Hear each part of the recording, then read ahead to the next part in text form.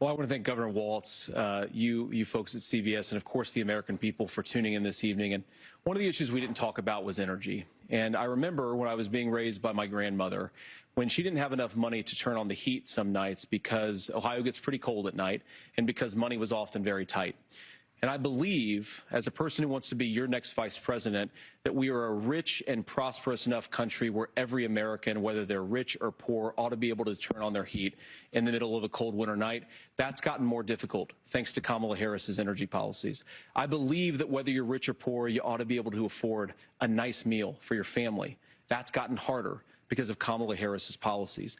I believe that whether you're rich or poor, you ought to be able to afford to buy a house. You ought to be able to live in safe neighborhoods. You ought to not have your communities flooded with fentanyl. And that, too, has gotten harder with because of Kamala Harris's policies.